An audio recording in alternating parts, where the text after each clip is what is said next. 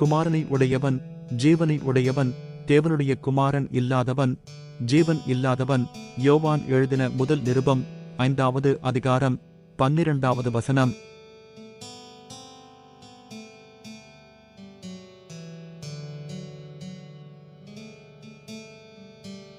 குமாரனை உடையவன் ஜீவனை உடையவன், தேவனுடைய குமாரன் இல்லாதவன் ஜீவன் இல்லாதவன். யோவான் எழுதின முதல் நிருபம் 5வது அதிகாரம் 12வது வசனம்.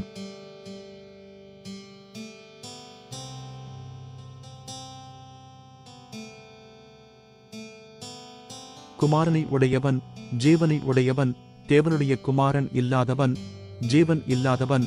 யோவான் எழுதின முதல் நிருபம் 5வது அதிகாரம் 12வது வசனம்.